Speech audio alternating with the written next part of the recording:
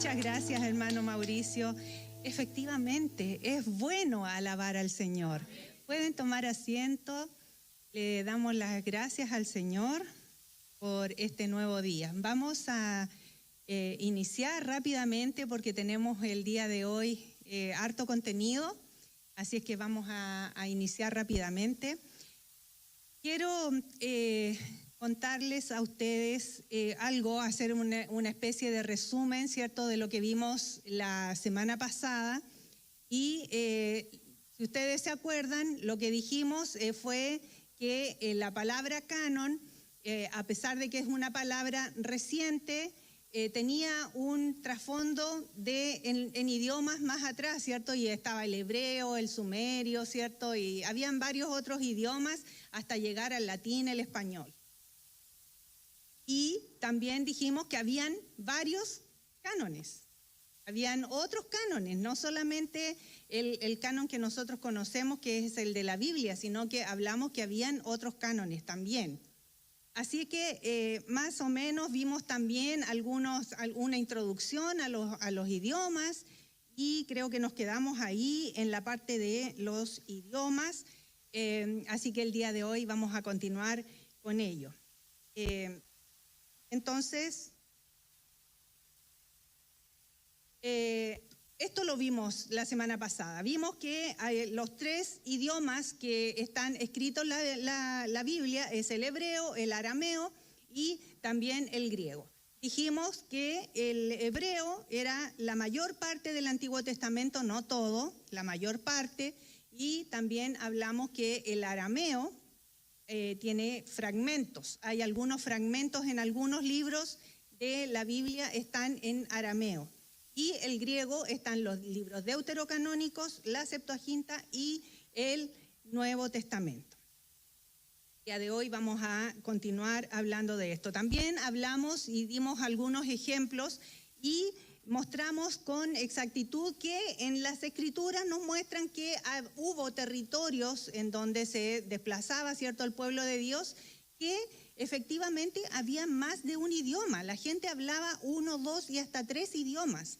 Y es por eso que la lengua o el idioma que nosotros vamos a estudiar el día de hoy, le hemos asignado un tiempo relativamente, ¿cierto?, importante, porque es realmente relevante hablar de los idiomas en los que fue escrito, ¿cierto?, la Biblia, las Escrituras. Entonces, la semana pasada quedamos pendientes de ver unos videos. Vamos a tratar del día de hoy, hay 2 videos, vamos a intentar verlo, pero quiero comenzar con este video porque la vez pasada no lo pudimos ver y es importante que veamos este video. Pongamos entonces atención.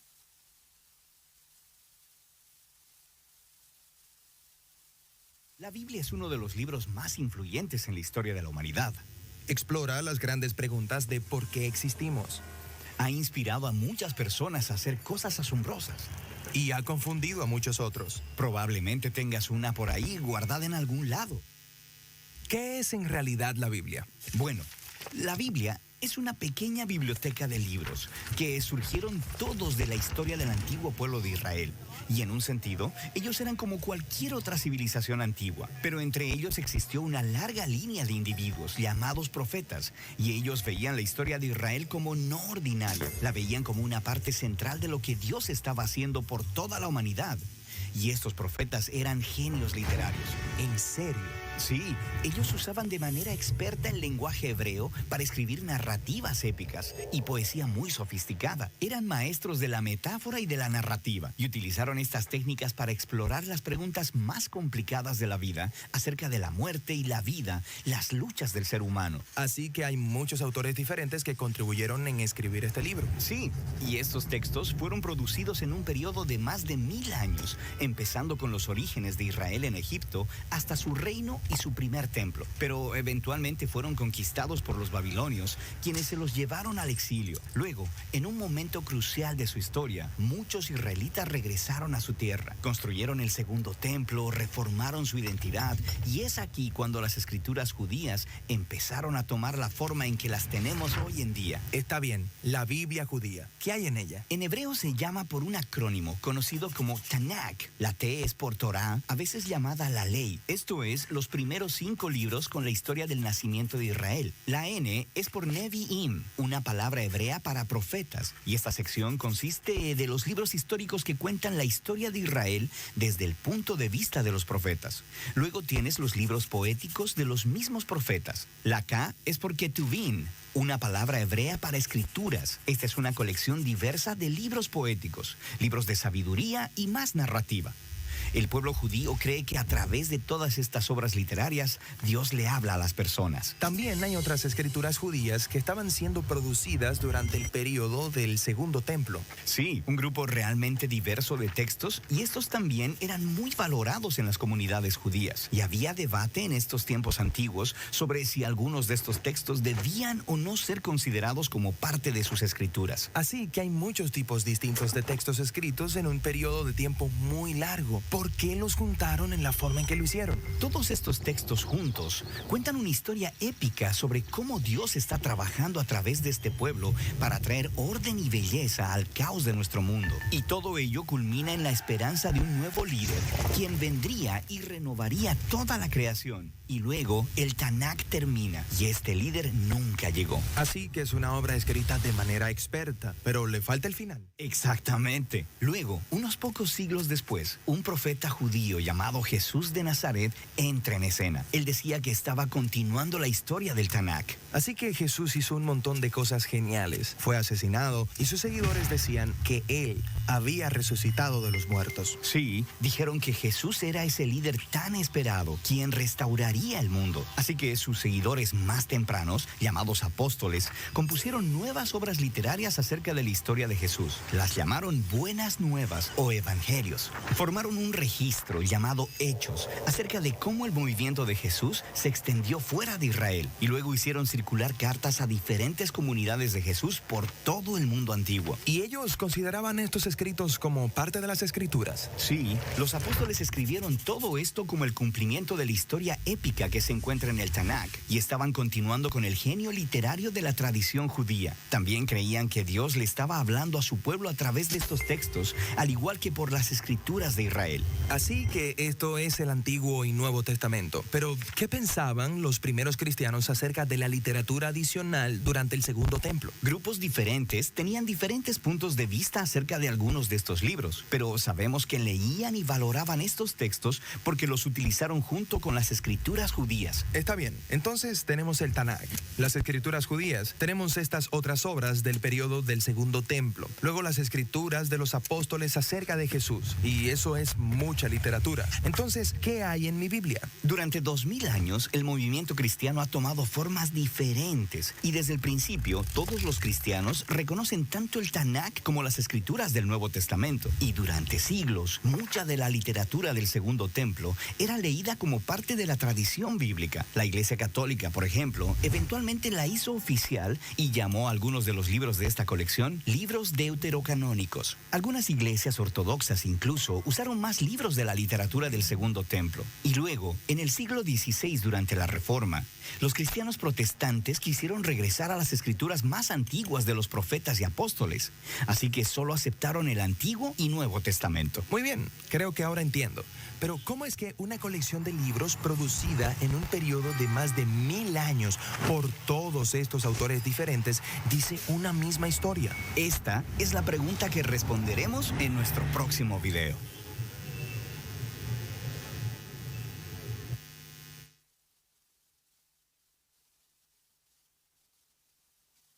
Se dan cuenta que es realmente importante el contenido de este video porque resume más o menos lo que vamos a estudiar en un poquito más de detalle. Bien, entonces vamos a ir a un poco la historia de la lengua. Lo que queremos hacer aquí es ir o concentrarnos en los idiomas bíblicos, ¿ya? Así que nos vamos a ir a los idiomas semitas, ¿ya? Para que podamos llegar al origen de nuestra lengua, la escritura, ¿cierto? Que se usó, ¿cierto? En nuestra Biblia, en nuestra escritura. Bien.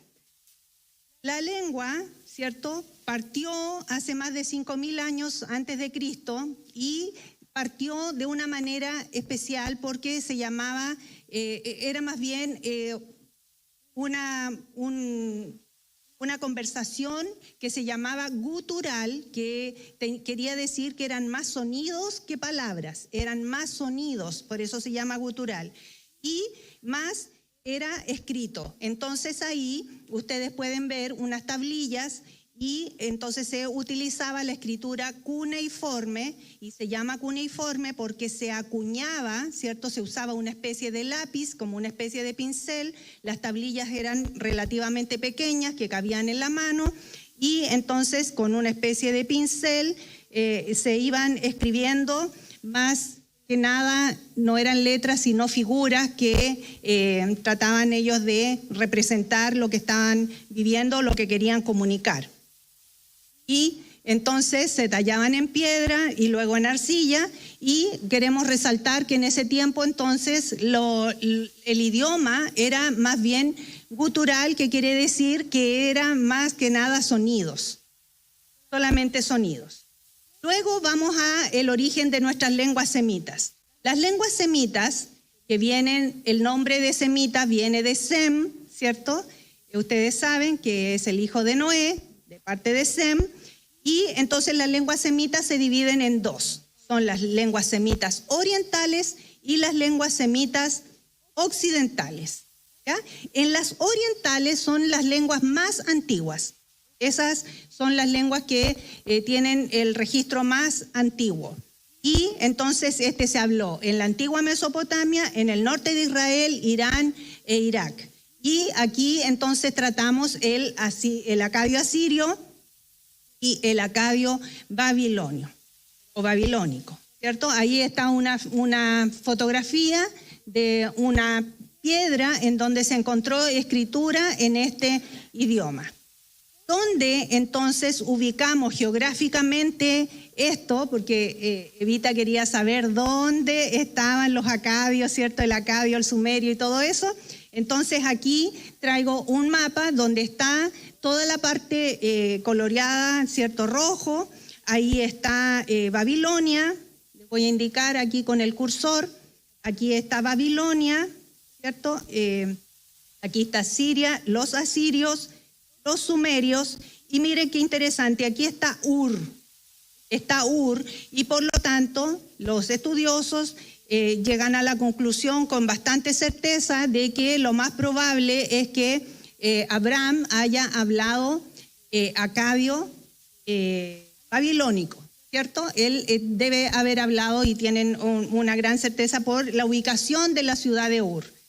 Entonces, seguimos con las semitas occidentales.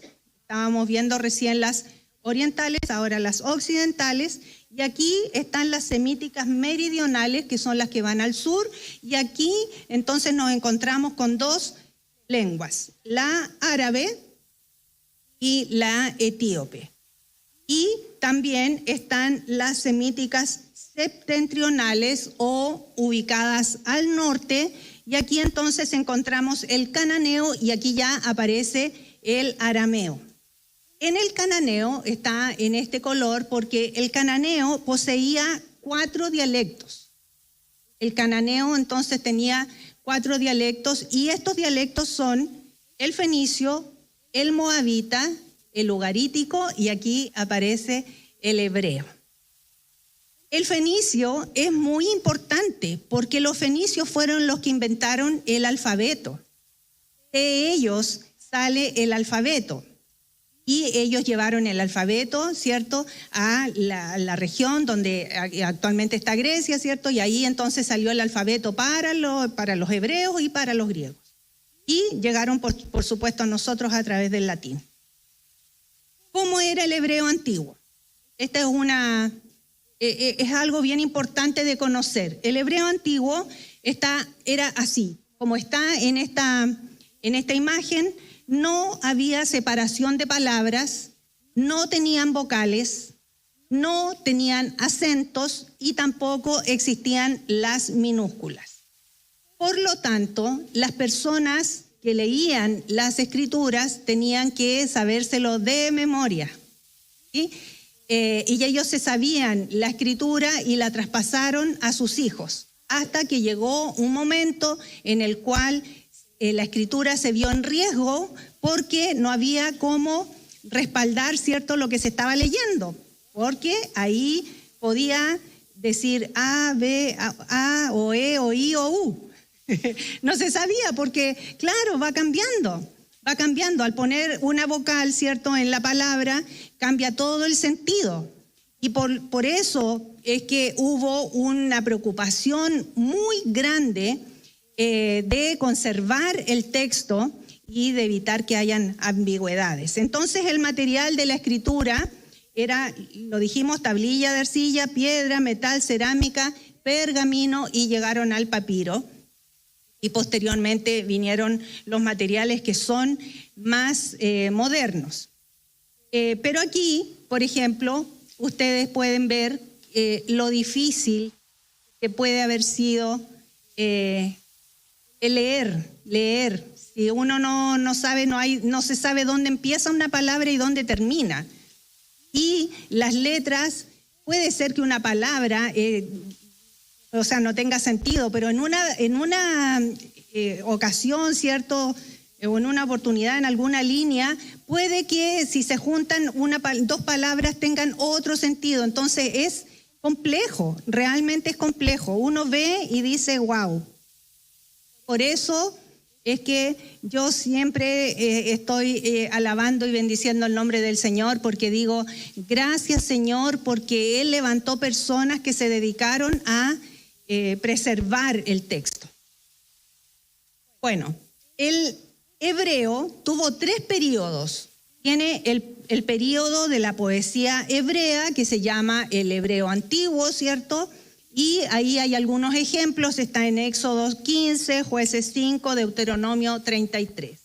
Luego viene el hebreo bíblico clásico, que es el más amplio. Casi toda la escritura está en eso, por lo menos toda la prosa narrativa del Pentateuco está en este hebreo clásico.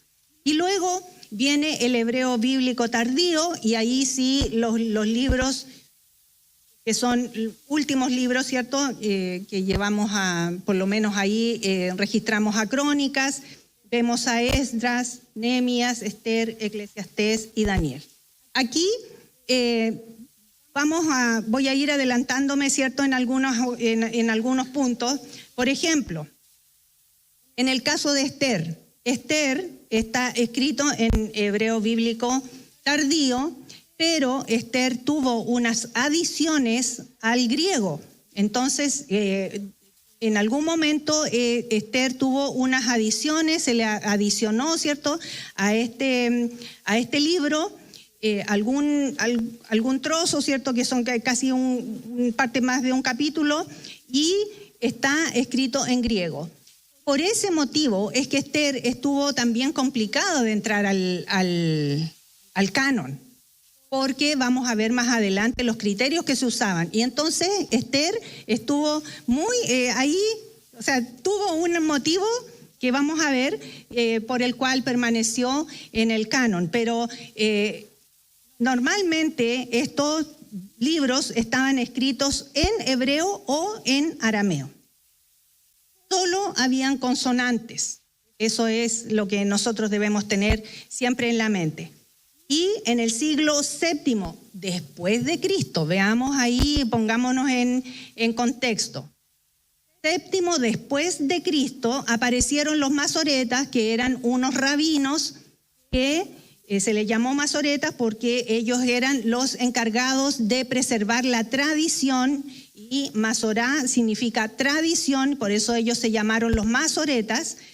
Ellos trabajaron intensamente para inventar de alguna manera un sistema de vocales para incorporar en el texto bíblico.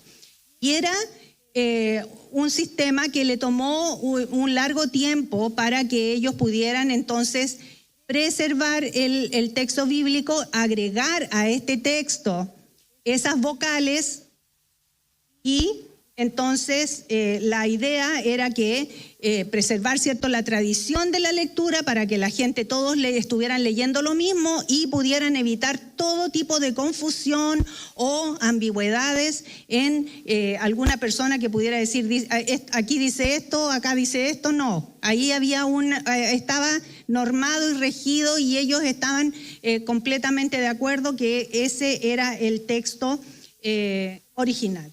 Bien, el alfabeto hebreo, entonces, como les dije al comienzo, deriva del fenicio. Así luce, qué lástima, no se ve muy bien, pero así luce el hebreo con vocales. No sé si logran ver ustedes que aparecen unos pequeños puntos tanto arriba como abajo, y eso permite, esas son las vocales, y permiten la lectura del texto. Ahí estamos con Génesis 1:1. Entonces, Bereshit dice la primera palabra, Bereshit, en el principio, Bereshit. Y ustedes se dan cuenta que ahí podía decir Barashit, Dirashit, podía decir de cualquier manera, pero solamente que ellos se sabían este texto. Estamos hablando de Génesis 1:1, nadie se iba a olvidar de Génesis 1:1, pero les estoy dando un ejemplo. Ahí entonces se agregaron las vocales, Bereshit, Bara, Elohim, Et, y ahí viene toda la lectura, que lo podemos hacer, incluso nosotros podemos, si aprendemos las vocales y aprendemos las letras en hebreo, podemos leer, y lo podemos leer incluso sin saber el significado de las palabras, porque lo podemos leer. Podemos leer gracias a estos masoretas del siglo VII. Ellos preservaron el texto de una manera maravillosa, y eso es gracias a el obrar del Espíritu Santo, el obrar de Dios que trabajó, ¿cierto?, para que nosotros pudiéramos tener acceso a la palabra de Dios.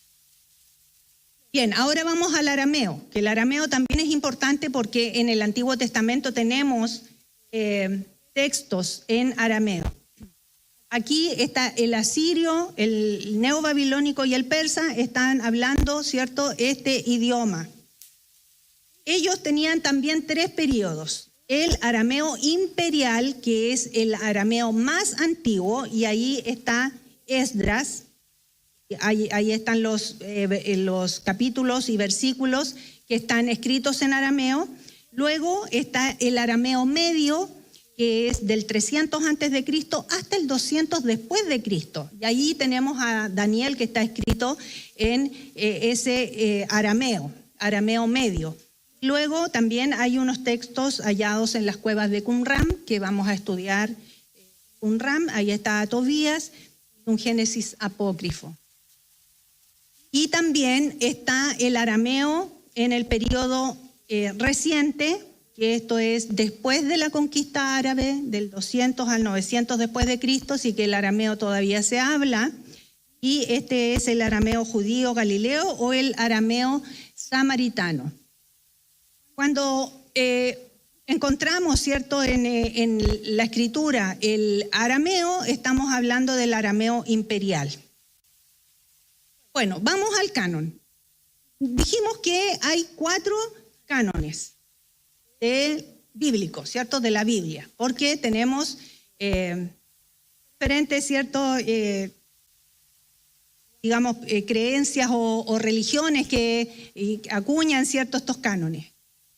El canon judío es el que nosotros hemos estudiado hasta aquí, ¿cierto? Es solamente el Antiguo Testamento, el Tanaj, ¿cierto? Tiene 39 libros. Ellos no aceptan el Nuevo Testamento y por lo tanto el canon judío tiene solamente 39 libros, que corresponde al Antiguo Testamento. El canon protestante, que somos nosotros, ¿cierto? Tenemos los 39 libros del Antiguo Testamento, que son los mismos que tiene el canon judío, pero nosotros agregamos los 27 libros del Nuevo Testamento. En total, 66 libros. El canon católico. Ellos tienen 46 libros del Antiguo Testamento porque tienen los mismos nuestros más los deuterocanónicos y ellos también aceptan los 27 libros del Nuevo Testamento. En total tienen 73 libros. El canon ortodoxo, ellos aceptan 52 libros, incluso ellos aceptan algunos libros que la Iglesia Católica no los incorporó. Ellos sí lo incorporaron, son 52 libros en el Antiguo Testamento y los 27 libros del Nuevo Testamento, en total 79 libros. Así entonces luce la Tanaj, porque también nosotros tenemos diferencia, podemos tener el mismo contenido de libros, pero están ordenados de una forma distinta.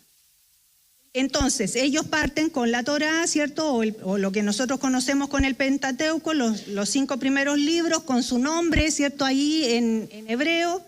Están luego los profetas, que son los Neviim, y ellos a los Neviim los dividen en anteriores y posteriores. Y ahí en los profetas anteriores está Josué, Jueces, Samuel y Reyes. Aquí podemos notar nosotros que Samuel es un solo libro. Primera y segunda están compilados en uno solo, lo mismo que Reyes. Lo mismo que Reyes no son un solo libro. Luego, entonces, en los profetas posteriores tenemos a Isaías, Jeremías, Ezequiel. Y mire qué interesante, aquí tienen un solo libro que se llama Los 12. Los 12. Y ahí están todos los profetas que nosotros conocemos como profetas menores. Luego vienen los escritos, y ahí están los Salmos, Job, Proverbios, y ahí hay una lista de libros que están escritos en rojo, porque tienen un motivo, que ya vamos a volver ahí. Luego viene Daniel, Esdras y Nehemías, son un solo libro, y Crónicas también un solo libro. Mire, aquí vamos a decir algo interesante, a lo mejor que les puede parecer interesante, yo lo encuentro bastante interesante. Primero, que ellos, contando todos los libros, hacen un total de 24 libros. 24, que hace, ¿cierto? Tiene un significado para ellos, porque 12 en la tribu de Israel, entonces ellos tienen 24 libros. Y los profetas menores, ellos lo agrupan en 12. Entonces el 12 está ahí como algo bien presente que lo plasmaron ellos ahí. Aún así, si nosotros contamos todos estos libros, separándolos con el Primera y Segunda de Samuel, Primera y Segunda de Reyes, Primera y Segunda de Crónicas, separando Esdras con Nehemías, logramos los 39 libros, estamos totalmente idénticos con la Biblia hebrea en el Antiguo Testamento. Ahora, estos libros que estaban en rojo es porque estos libros se usaron, o se usan todavía, son útiles en las fiestas. Y, por ejemplo, Ruth es usado en la fiesta de la Pascua, el Cantar de los Cantares se usa en el Año Nuevo, el Eclesiastés es muy usado durante la fiesta de Pentecostés y Lamentaciones en la fiesta de la Expiación. Y Esther, por eso quedó Esther, Esther era muy, muy usada y muy popular en la fiesta de los tabernáculos. Por eso lo que hicieron ellos fue quitar todo lo que estaba escrito en griego y permaneció Esther en el libro, en la Tanaj. Así que estos libros son ampliamente usados. Vamos a ver entonces nuestra Biblia, la Biblia protestante. Vamos a pasar rápidamente por acá. Nosotros lo conocemos. Esta es la división que tenemos nosotros, el Pentateuco o la ley, ¿cierto? Los libros históricos, los poéticos, los profetas mayores y los menores. Esa es nuestra distribución y tenemos exactamente los mismos 39 libros que tiene la Biblia o el canon judío. Aquí está la Biblia católica. Aquí nosotros podemos ver que tienen primera y segunda de Macabeos, está Tobías y Judith. Estos libros no fueron aceptados porque estaban escritos en griego. Estos libros siempre fueron escritos en griego, así que ese es el motivo. Baruch y las cartas a Jeremías, y también Eclesiástico y Sabiduría, que son libros que son parte de los libros deuterocanónicos, son los libros que se agregaron. Y aquí podemos ver entonces la Biblia ortodoxa. Ellos sí tienen muchos más libros. Ellos nombran a Samuel y Reyes como reinados, entonces tienen 4 reinados, tienen primera de Esdras y después tienen una segunda de Esdras con Nehemías juntos, tienen 3 Macabeos, ¿cierto? Pero acá abajo al final de la lista aparece un 4º Macabeo, así que tienen 4 en realidad. A los salmos se le agrega un capítulo, tienen 151 salmos, y tienen la sabiduría de Salomón, tienen a Sirac, Baruch, ¿cierto? Y hay una carta de Jeremías, así que esto es todo lo que ellos tienen, así es la Biblia ortodoxa. Bien, ¿cuáles son los criterios para ingresar al canon? Esto es importante. Y es lo que les he venido adelantando, ¿cierto?, a través de esta presentación. Primero, debían estar escritos en hebreo o en arameo. Eso era principal. O sea, los libros para poder entrar en el canon tenían que estar escritos en arameo o en hebreo. En el canon del Antiguo Testamento estamos hablando, ¿cierto? Luego, debían pertenecer a un autor conocido o reconocido. ¿Ya? Y eso también es difícil de comprobar ahora, ¿cierto? Que el autor, que en muchas ocasiones tenemos la duda o el desconocimiento quién fue realmente el autor, pero en ese tiempo ellos tenían, ¿cierto?, la certeza, y por lo tanto ellos decían, no, tiene que ser un autor conocido, reconocido por el pueblo, por la comunidad. Y algo mucho más importante, o igual de importante, era que debían ser libros comunes y de amplio uso en la comunidad. Entonces, ¿qué es lo que estamos viendo acá? Lo que pasa es que los libros estaban en uso. Lo que pasa es que todavía no estaban en una lista, no entraban en un canon, pero los libros estaban en circulación. La gente se los sabía, los utilizaba. Y había libros que realmente la gente los estaba utilizando, por ejemplo, lo que vimos recién para las fiestas. En las fiestas era tomar el libro y usarlo, y se lo sabían de memoria.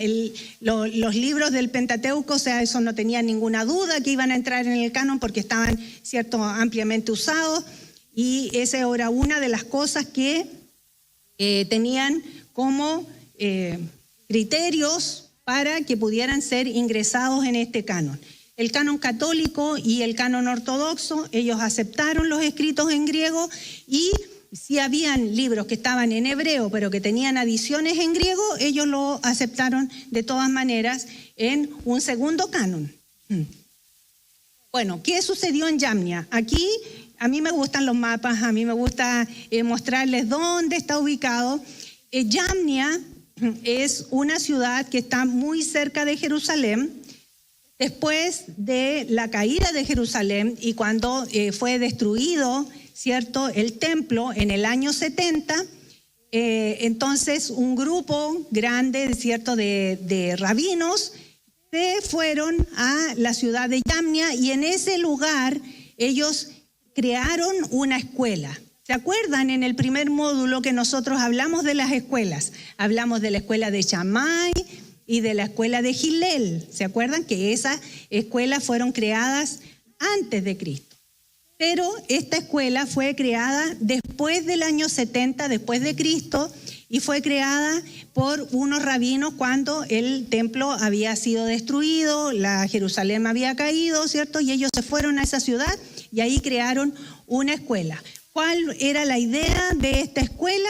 Era entonces discutir sobre los libros que estaban en el Tanaj, que ya habían ellos hecho una lista, ellos sabían cuáles eran los libros que estaban, ¿cierto?, en circulación, y fue en el año 96 después de Cristo. Aquí hay los estudiosos tienen ahí porque las fechas nunca nos vamos a poner de acuerdo, entonces siempre hay un rango de fechas.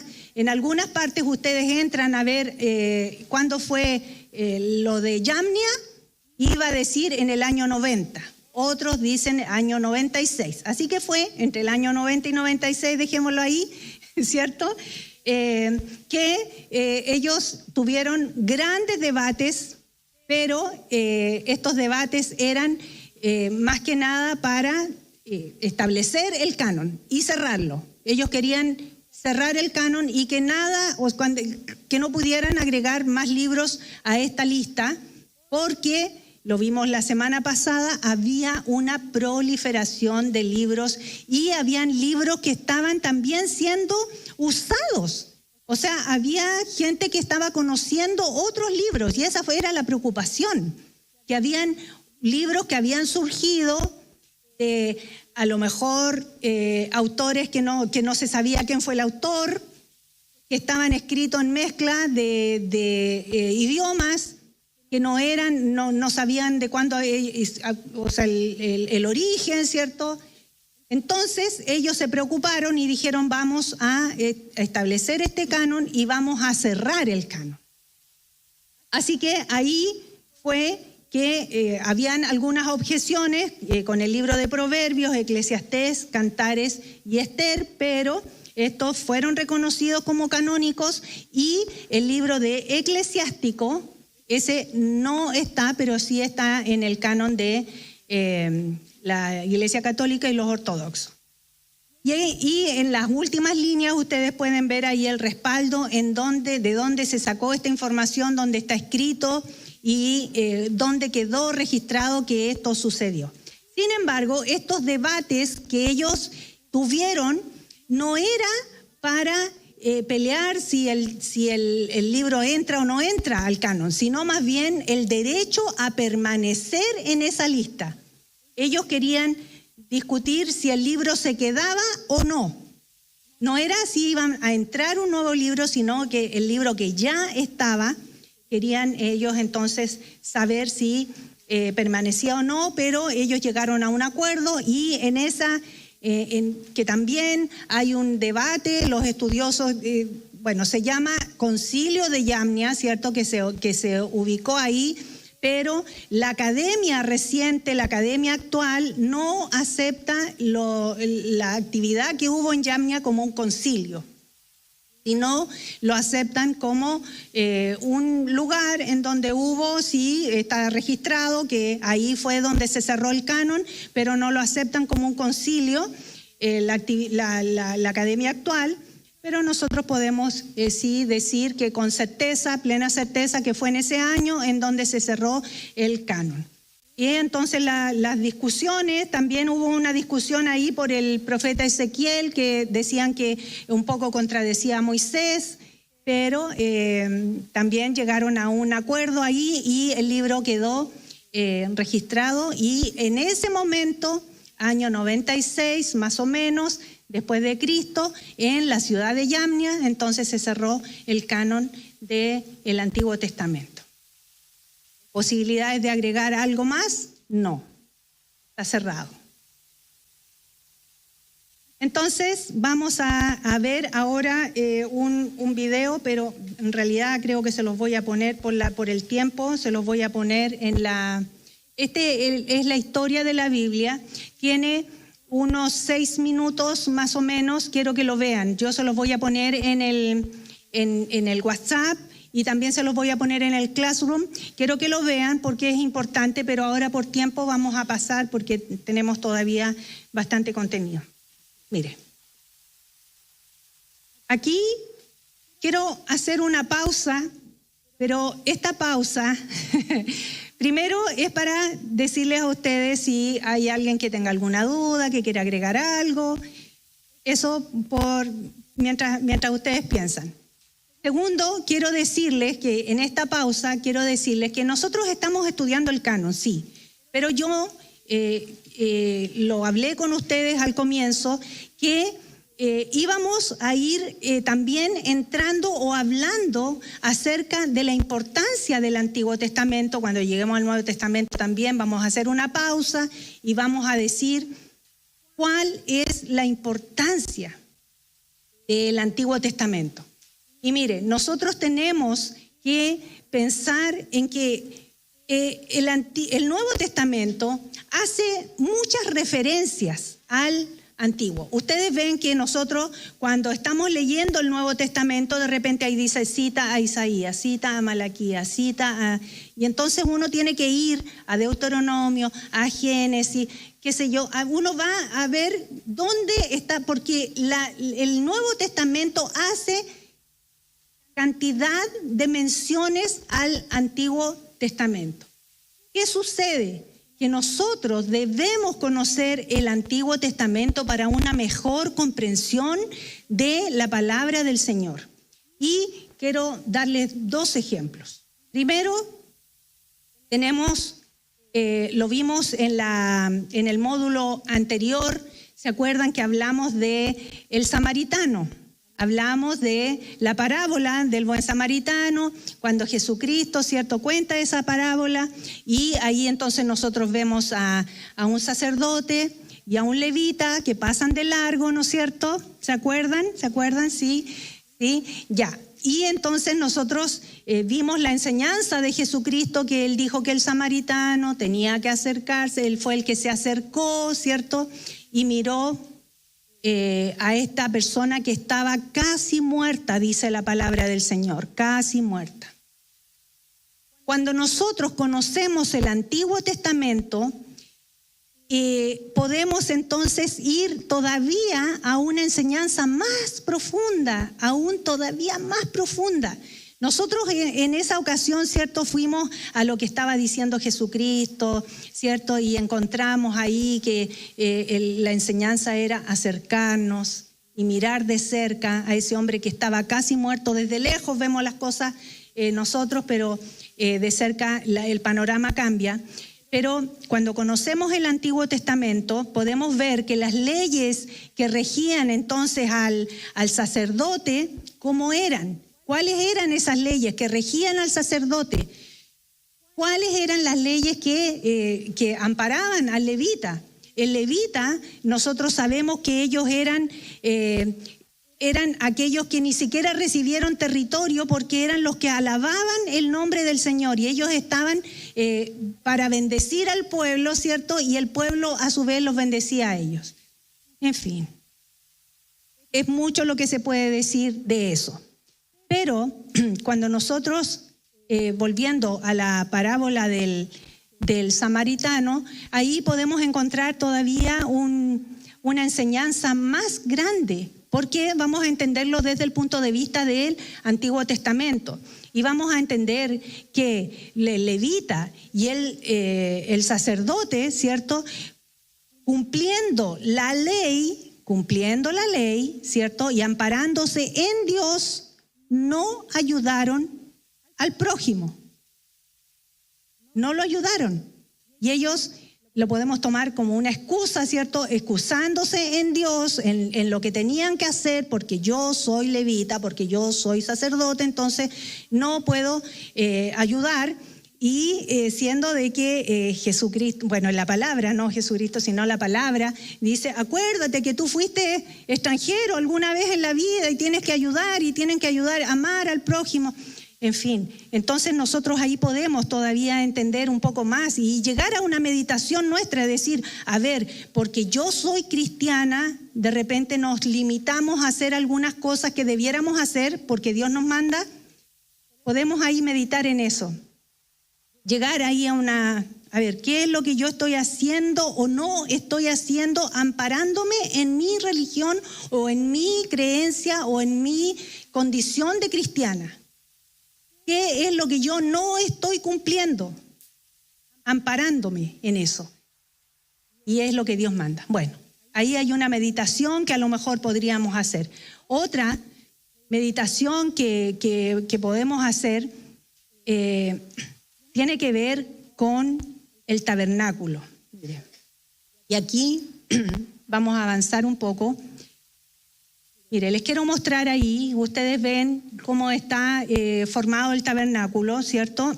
Alrededor del tabernáculo, que el tabernáculo tiene diferentes partes, ¿cierto? Está el patio exterior dentro del tabernáculo, después viene el lugar santo, después viene el lugar santísimo, ¿cierto? Y alrededor del tabernáculo, entonces acampaba toda la gente, todo el pueblo, ellos acampaban alrededor del tabernáculo.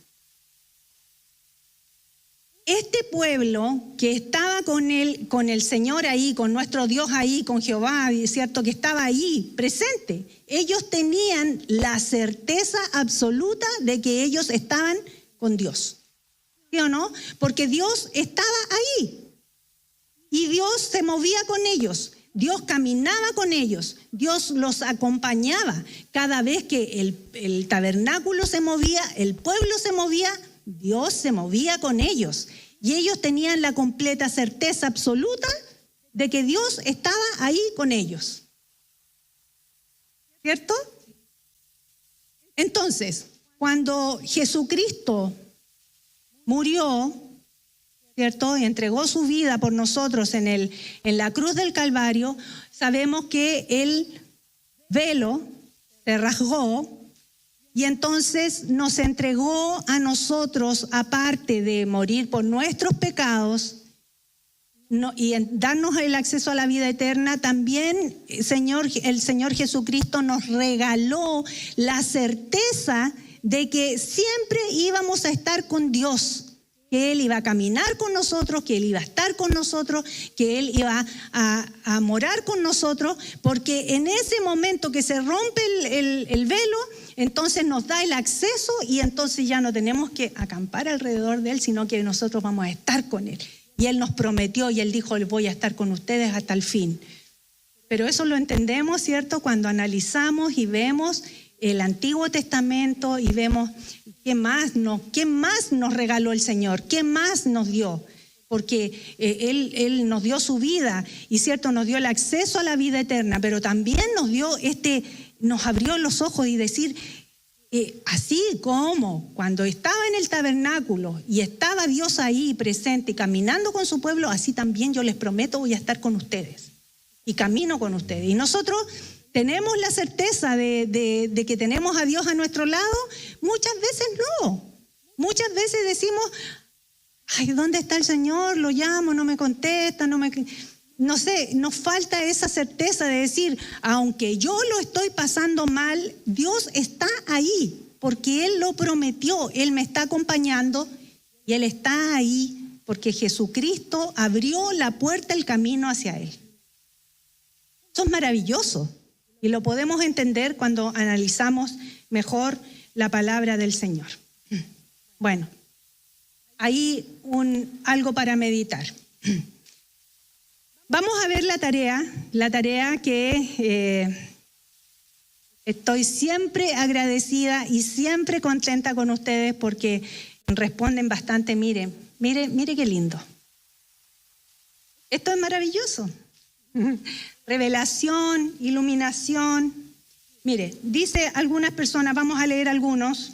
Dice, es lo que puedo recibir, ya sea en sueño o a través de palabra o de algo que desconocía. La iluminación, lo que puedo hacer ante una situación sin haberla aprendido o que se me haya revelado. Otra persona dice, revelación es lo que Dios entrega a nuestro espíritu por medio de su palabra, sueños, visiones, mientras mayor intimidad con nuestro Padre. Pero la iluminación, dice, es un estado natural que no tiene peso espiritual, al contrario, puede llevar a confusión y a desviarnos de la verdad. Otra persona dice, iluminación para mí es comprender y creer de corazón la verdad de Dios y su Espíritu Santo. Revelación es una comunicación de Dios con el hombre para entregarle algo desconocido, como una visión o una tarea a ejecutar, una advertencia, una reprimenda. Iluminación es una inspiración humana para dar interpretación a algo que se necesita ser clarificado. Revelación es cuando Dios descorre la cortina de sus secretos y los muestra a la humanidad en su deseo de darse a conocer como Dios. Iluminación es la acción de Dios a través de su Espíritu Santo para abrir el entendimiento de los humanos. Otra persona dice, revelación es lo que antes estaba en lo oculto y sale a la vista o se manifiesta. Iluminación es poner a la luz aquello que estaba en oscuridad, no se tiene imagen clara o no se distingue con claridad, dicho también como lo podemos ver mejor por medio de una herramienta o ayuda de un tercero. Aquí, entonces, esto nos permite a nosotros, ustedes después lo pueden ver cuando yo les entregue, ¿cierto? La diapositiva. Ustedes pueden leer con calma el pensamiento de cada uno, lo que está pensando cada uno acerca de la revelación y de la iluminación. Vamos a ver un poco la respuesta. ¿Cómo se revela Dios a nosotros? Dios se revela al hombre a través de la creación. Muchos lo dijeron, a través de la creación es la forma que Dios tiene para revelarse al hombre a través de la creación. A través de su palabra, también muchos dijeron, a través de su palabra, el Señor se revela a nosotros, se comunica con nosotros. También a través de la conciencia que posee el hombre del bien y del mal. Nosotros nacemos con esta conciencia del bien y del mal y es la forma, ¿cierto? Cuando nosotros estamos haciendo algo mal, la conciencia actúa y hay una revelación de Dios en donde nos corrige a nosotros, ¿cierto? Lo que estamos haciendo, lo que pretendemos hacer, ¿cierto? El Señor ahí nos frena y se revela al hombre. La historia, a través de la historia, Dios, ¿cierto? Nos ha permitido dejar a la historia como testigo de la revelación de Dios. Todas las cosas que han sucedido en la historia y que están registradas en la historia nos permiten saber cómo Dios ha actuado y se ha comunicado con el hombre. También, al ser creados a imagen y semejanza de Dios, nosotros tenemos esto de que somos seres racionales y como seres racionales también tenemos la capacidad de comunicarnos con el Señor y de tener un diálogo con Dios, un diálogo razonable, ¿cierto? Que ocupamos la razón. Hay algunos estudiosos que dicen, sin embargo, que a pesar de que nosotros como seres humanos tenemos esta capacidad de razonar que Dios nos ha dado, la revelación o el acceso al conocimiento de Dios de todas maneras todavía sigue siendo muy parcial, muy finito, muy poco, ¿cierto?, amplio. Pero la mayor revelación que tenemos nosotros a la humanidad se presentó con nuestro Señor Jesucristo. Él vino a darnos la revelación máxima. Él es la revelación máxima de lo que es nuestro Dios. ¿Y cómo se reveló Él? Él participó primero en la creación de todas las cosas. Ahí hay algunos versículos que, ¿cierto?, están apoyando, ¿cierto?, esta afirmación. También todas las cosas fueron creadas por Él y para Él y son de Él, ¿cierto? Y con el propósito de llevar a cabo los fines de la creación. Cristo, además, Él mismo, cuando caminó en la tierra, Él se atribuyó a sí mismo la eternidad. Ahí hay un versículo también para leer.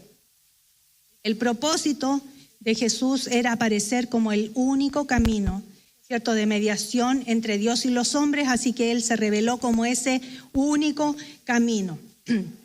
Jesús mostró y demostró a la humanidad, y esto me encanta, esto es una parte que a mí me fascina, espero que yo lo pueda realmente transmitir a ustedes.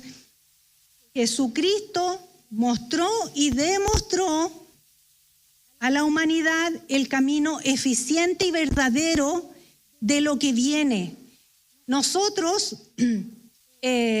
o antes de Jesucristo, no se sabía a ciencia cierta, como se dice, si, ¿cierto?, nosotros, ¿qué pasaba después de la muerte? ¿Qué pasaba? ¿Dónde iba el hombre?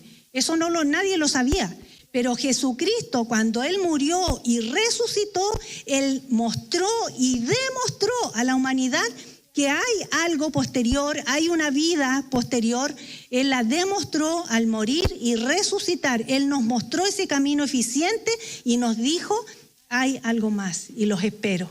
Ustedes también, si son fieles, van a resucitar si han muerto, y si no han muerto, van a ser transformados. Pero que hay algo más, lo demostró Jesucristo en el momento de morir. Cuando Él murió, Él demostró ese camino, esa puerta a la que nosotros tenemos que cruzar para ver lo que hay al otro lado. Eso es maravilloso. Eso lo hizo Jesucristo y nos reveló esa parte. Y luego Jesucristo también, cuando estuvo en la tierra, eso lo vimos en el módulo pasado, Él demostró su poder sobre todas las cosas, sobre los espíritus, la enfermedad, la provisión, el pecado, la muerte. Él demostró, ¿cierto?, esta capacidad y ese poder sobre todas las cosas. Y eso lo hizo Él. Lo hizo Él. Y así se reveló. Así que vamos a volver acá, entonces, a las respuestas. La iluminación, entonces, es algo, eso casi la mayoría lo dijo bien, la iluminación es algo que está oculto y que el Señor nos permite comprender algo que está oculto, pero la revelación es algo que va un poco más allá y que la mayoría de ustedes lo dijeron muy bien, ¿cierto? Y los felicito por haber estado ahí, ¿cierto? Meditando en de qué se trata esto de la revelación. Pero la iluminación, muchas veces nosotros podemos verlo y lo hemos vivido, yo creo que cantidad de veces como cristianos, cuando leemos la Escritura y de repente un versículo que habíamos pasado miles de veces por ahí, ahora lo comprendemos. Y es porque el Señor nos iluminó y nos abrió algo que estaba oculto para nosotros, pero ahora lo comprendemos de mejor manera. Y entonces de esa manera el Señor, ¿cierto?, se presenta como una revelación, ¿cierto? Y la iluminación la recibimos al momento de ser descubierto algo que estaba oculto para nosotros. Por eso el Señor también, la palabra del Señor dice, clama a mí y yo te responderé y te mostraré cosas grandes y ocultas que tú no conoces, porque hay cosas ocultas que el Señor sabe que en qué momento nos va a revelar, en qué momento nos va a iluminar y nos va a hacer comprender esas cosas. Así que bueno, muchas gracias. La tarea para la próxima semana entonces es una tarea grande. Quiero que preparen sus corazones porque vamos a tener una tarea grande. Espero que ustedes me apoyen. Mire, ¿sí? ¿Quiere hacer una pregunta? Dígame.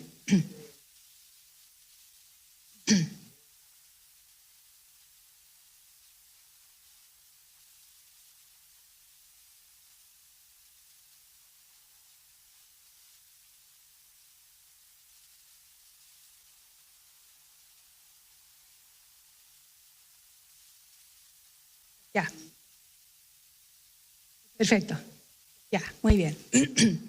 Mire, hay libros, los deuterocanónicos, estos libros los vamos a tratar, que cuando lleguemos vamos a hablar de los libros deuterocanónicos, vamos a hablar de los libros apócrifos, vamos a tener una clase especial de eso, pero vamos a contestar igual la pregunta del hermano. Los libros deuterocanónicos se llaman así porque entraron en un segundo canon. Entonces, estos libros entraron en un segundo canon. El primer canon es el que ya se cerró, ¿cierto? Y que fue el canon de la Biblia hebrea, primer canon cerrado, y a ese nosotros nos adherimos como protestantes. Pero los libros deuterocanónicos entraron en un canon y son de libre lectura. Y ahí, por ejemplo, no me voy a extender mucho en esto, pero le voy a decir que, por ejemplo, están en los libros deuterocanónicos, en la Biblia de la Iglesia Católica, ¿cierto? Y que son de libre lectura, están los libros de Macabeos. Y los libros de Macabeos han sido realmente útiles para conocer y para respaldar muchas de partes históricas de la Biblia. Entonces, cuando nosotros necesitamos saber qué pasó, cómo pasó, quién fue, podemos ir a esos libros, ¿cierto? Y usarlos como información. Ahí hay información valiosa. Se pueden leer y de hecho a lo mejor incluso hasta puede ser recomendable que se lean. En cuanto al libro de Enoc, el libro de Enoc lo vamos a tratar también cuando lleguemos al Nuevo Testamento, porque hay un libro del Nuevo Testamento que cita a Enoc.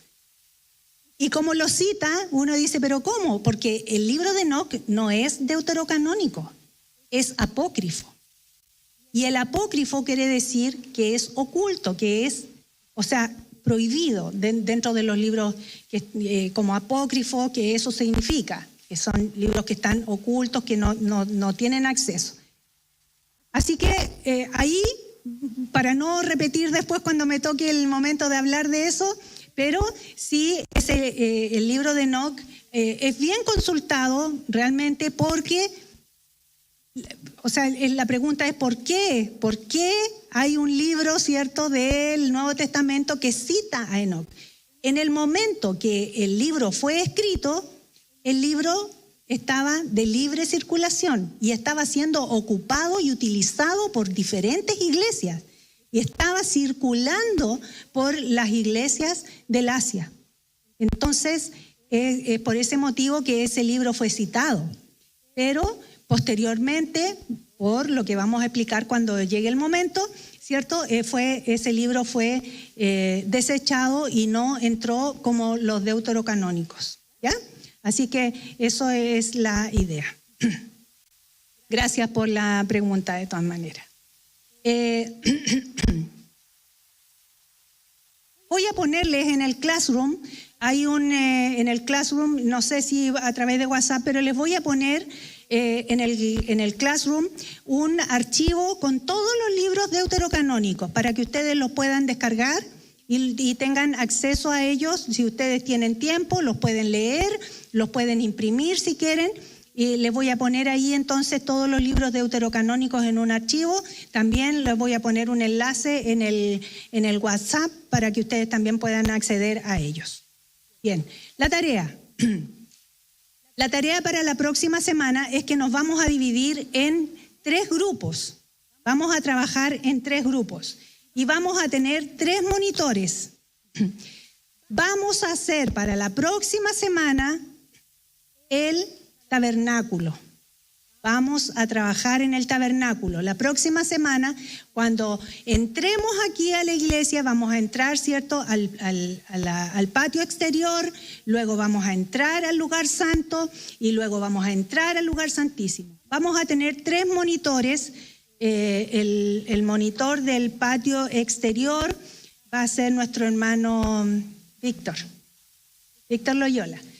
Nuestro hermano Víctor, y entonces usted busque de inmediato personas que puedan trabajar con usted para que trabajen con usted ahí y puedan entonces conseguir. Yo no quiero que compren nada ni que hagan cosas extravagantes, por ejemplo, hay un pocillo, una bandeja, traigan cosas de su casa, pero lo que vamos a hacer es representar los utensilios, vamos a representar. Y yo voy a intentar que sí hagamos 3 diferentes casillas, ¿cierto?, para que podamos entrar al patio exterior. Ahí va a estar mi hermano Víctor, por ejemplo, como monitor, vestido, ¿cierto?, ataviado, ¿sí? Y va a tener a las personas que lo van a estar ayudando. Él va a explicar de qué se trata, qué pasa en el patio exterior. Las personas que lo van a acompañar entonces también van a decir esto se utilizaba, este utensilio era para esto, así se hacía, en fin, vamos a hacerlo así. El monitor del lugar santo va a ser nuestro hermano Carlos Arancibia. ¿Pueden, hermano Carlos?